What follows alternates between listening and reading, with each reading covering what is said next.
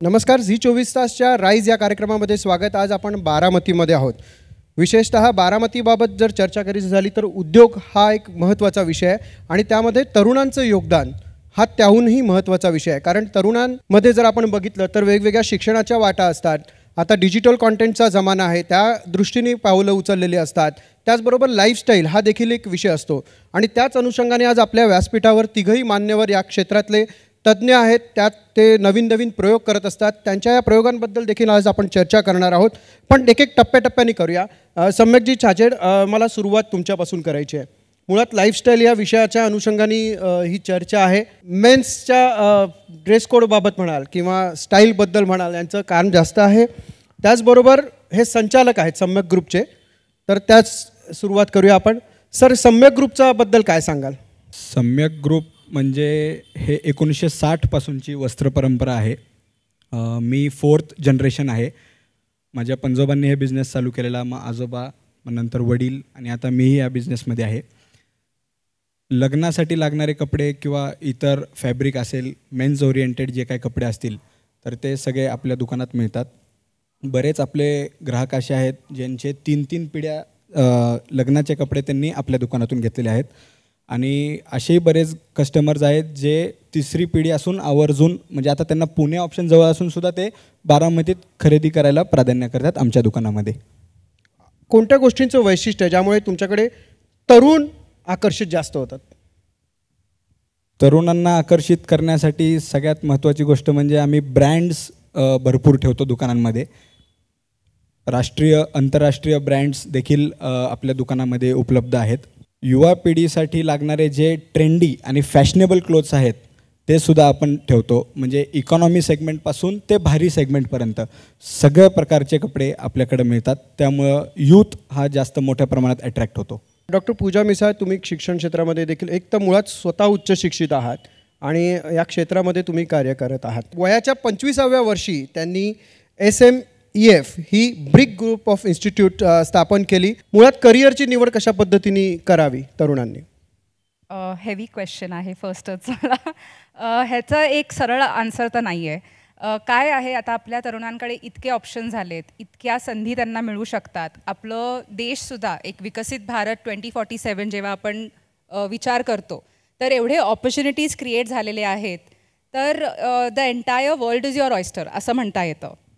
तर मी असं म्हणेन की ज्या क्षेत्रात किंवा ज्या एरियामध्ये आपलं इंटरेस्ट असेल किंवा त्याच्यात आवड असेल किंवा त्याच्यात एक टॅलेंट स्वतःला कळतं की आपण कशात चांगलं आहोत, ते स्वतःकडे थोडंसं क्वेश्चन करून ते बघावं.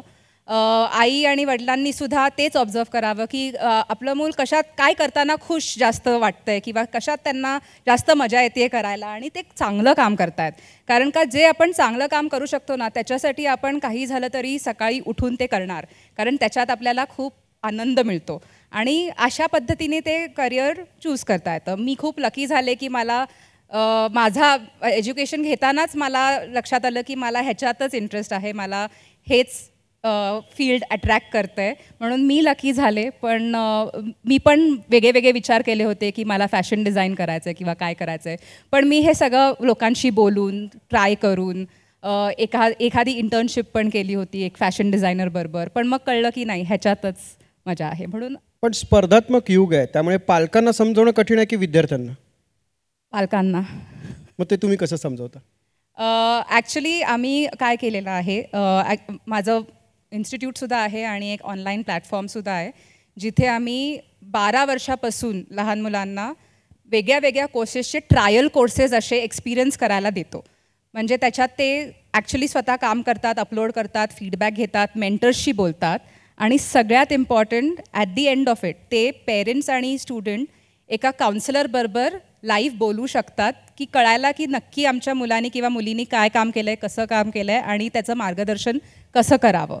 तर ते थोडं काउन्सिलिंग आणि थोडं टॉकिंग टू पीपल, म्हणजे ज्या फील्डमधल्या लोकांशीच आपण बोलतो जर आपल्या मुलांना काय करायचं असेल तर ते आम्ही एक इझी सोय करून दिली आहे पालकांना आणि स्टुडंट्सला. नक्कीच. देवयानी पवारसुद्धा आपल्यासोबत आहेत. DP house of media design and audio visuals centric marketing कंपनीच्या त्या स्वतः फाउंडर आणि CEO देखील आहेत. विशेषतः डिजिटल युग सुरू असताना या क्षेत्रामध्ये कार्य करणं हे खूप वेगळं कौशल्याचं काम आहे. ते तुम्ही कशा पद्धतीने करता? त्याची सुरुवात ॲक्च्युली मी BMCCमध्ये BBA इन ह्युमन रिसोर्स हे मी पहिले सुरुवात केली आणि त्याच्यानंतर इंटर्नशिप करत असताना मॅरिएटमध्ये तेव्हा मला मार्केटिंग डिपार्टमेंटमध्ये जायची संधी मिळाली आणि तेव्हा मला कळलं की हे जगच वेगळं आहे आणि मार्केटिंगची सगळ्याच बिझनेसेसला आत्ता कोविडनंतर तर तुम्ही सगळ्यांनी बघितलं असेल की खूप गरज आहे. त्या फील्डमध्ये आम्ही काम करत गेलो. आता गेले 7-8 वर्ष झाले ह्याच्यात काम करते आणि डिजिटल मार्केटिंगशिवाय आता कुठला पर्याय नाही राहिला आहे. तुम्हाला काहीही प्रमोट करायचं असेल किंवा तुम्हाला तुमचा ब्रँड पुढे न्यायचा असेल तेव्हा ब्रँडिंग आणि मार्केटिंग हेच सगळ्यात पुढे तुम्हाला हे करतं आणि मला ही संधी मिळाली की मी हे डेव्हलप करू शकले आणि त्याच्यामध्ये पुढे जाऊन ऑडिओ व्हिज्युअल डिपार्टमेंट जसं तुम्ही बोलला की व्हिडिओज कुठल्या पद्धतीने आपण चांगल्या पद्धतीने दाखवू शकतो किंवा तुमचं स्वतःचं ब्रँडिंग कसं चांगल्या पद्धतीने करू शकतो त्याचं आम्ही सेशन्स पण घेतो आणि कंपनीजसाठी आम्ही सर्व्हिसेस पण देतो. पण हा प्लॅटफॉर्म निर्माण करताना काही अडचणी आल्या असतील किंवा काही चॅलेंजेस समोर दिसले असतील, ते कसे सॉल्व्ह केलेत? आता जेव्हा आपण तशी बघितलं तर मी साधारण आय थिंक 22 इयर्सची होते, 21-22 इयर्सची होते तेव्हा मी स्टार्ट केलं आणि सर्व्हिस इंडस्ट्री म्हणतात मार्केटिंगला. सर्व्हिस इंडस्ट्री आणि प्रॉडक्ट आमच्याकडे काही नसतो.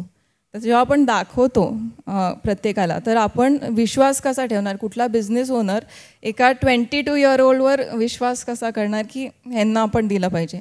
सो तेव्हा अशा अडचणी यायच्या की पोर्टफोलिओ नाही आपल्याकडे किंवा कसं. आता सपोज ह्यांनी विचारलं की आता माझे जे क्लोदिंग ब्रँड आहे त्याला प्रमोट करायचं आहे आणि तुमचा पोर्टफोलिओ दाखवा किंवा तुम्ही काय काम केले आधी दाखवा. आणि जेव्हा तुम्ही नवीन असता तेव्हा आपल्याकडे नसतं ते.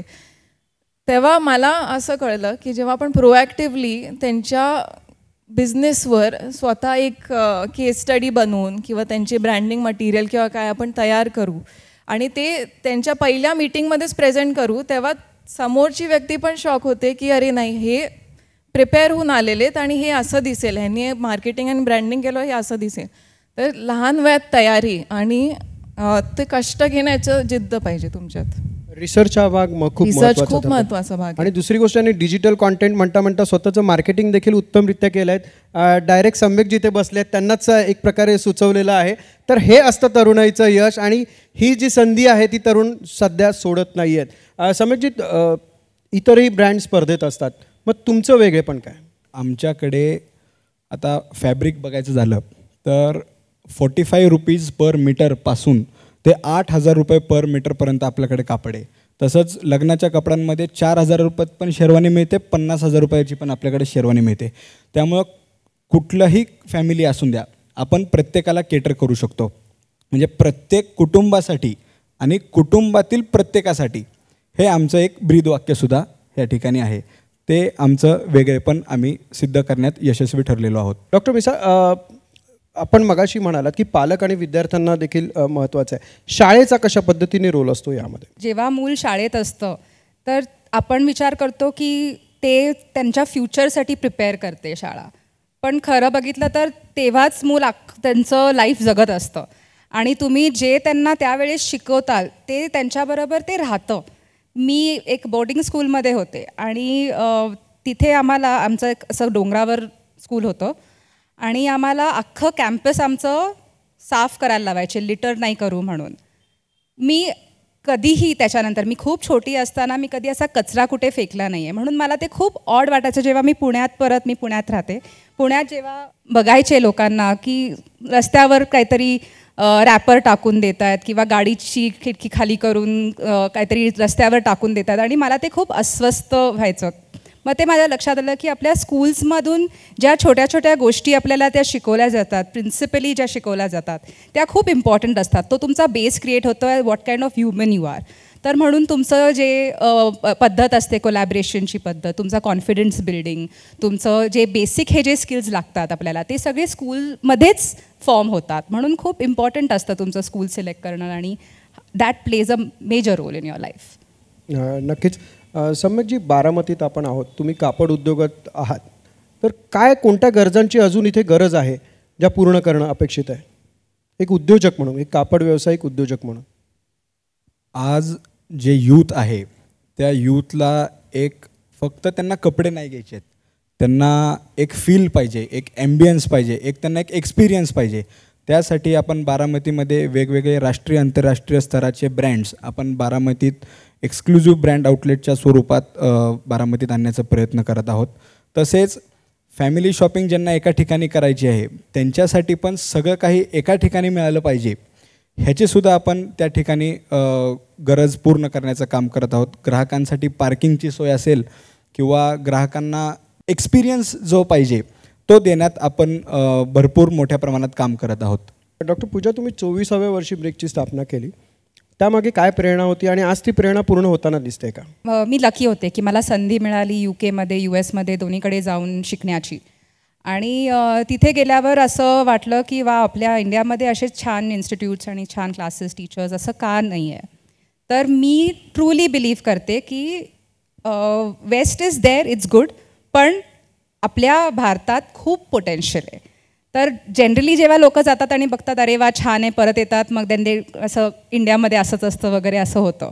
पण मी ते वेगळा विचार केला. मी म्हटलं की नाही, मला पण चांगलं काहीतरी इंडियामध्ये जाऊन करायचं आहे एज्युकेशन सेक्टरमध्येच, कारण का आहे पोटेन्शियल आहे. म्हणून मी आल्या आल्या कामाला लागले. दुसऱ्या कॉलेजमध्ये कामसुद्धा केलं एक्सपिरियन्ससाठी की कसं चालतं इंडियामध्ये सिस्टम. म्हणून पिऊन सकट ते एक्झामिनरपर्यंत ते आता फाउंडरपर्यंत सगळं काम मी कॉलेजमध्ये करून मी स्वतः एक्सपिरियन्स घेतला. आता 10 वर्ष झाले की कॉलेज चालू आहे माझं. अंडरग्रॅड पोस्टग्रॅड कोर्सेस आहेत. ते सोडून ऑनलाईन प्लॅटफॉर्मसुद्धा क्रिएट करू शकली एज्युकेशनमध्ये, कारण का एज्युकेशन खूप हे म्हणजे माझं पॅशन आहे असं म्हणू शकतात. तर प्रेरणा पूर्ण झाली असं नाही मी म्हणेन, पण रस्त्यावर आहे, ऑन द वे. कोणते कोर्सेस आहेत साधारण महत्त्वाचे? आर्किटेक्चर, डिझाईन, MArch आहे, मग सस्टेनेबल डिझाईन एक फॉरेन युनिव्हर्सिटी बरोबर आहे. ऑनलाईन प्लॅटफॉर्म बघितलं तर 29 कोर्सेस आहेत, right from fashion design to interior design to UPenn जी युनिव्हर्सिटी आहे USची त्यांचे कोर्सेस आहेत.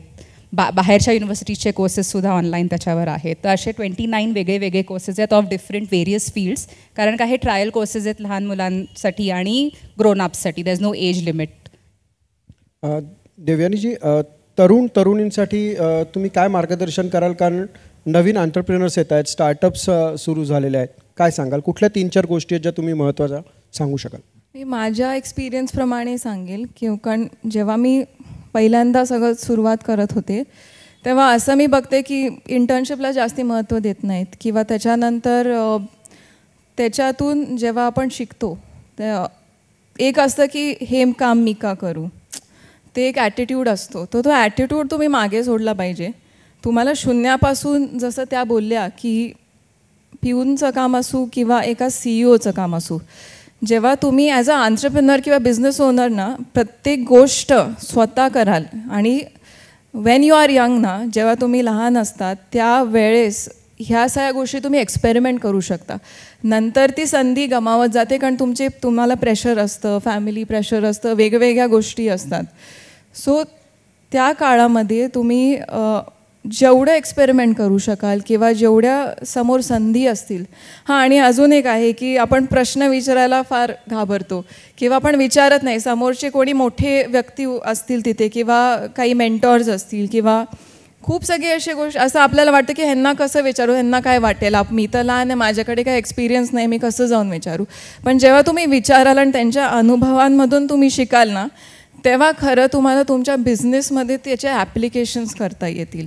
आणि जेव्हा पण तुम्ही प्रत्येक गोष्ट करता त्याच्यामध्ये एक मोटिवेशन एक फॅक्टर असतो, पण एक प्रॅक्टिकल गोष्ट पण तुम्ही नेहमी बघायला पाहिजे की जे आपण काम करतो आहे ते आणि आपले स्किल्स जे आपण शिकलो आहे वेगवेगळ्या कोर्सेसमधून ते मॅच होतं आहे का, तेव्हाच आपण कन्सिस्टंटली तो बिझनेस वाढू शकतो. जर त्याच्यातलं नॉलेज नसेल ना आपल्याला तर अडचणी येतात. आणि तुमची टीम, तुम्ही सगळीकडे एकटे पळू नाही शकत.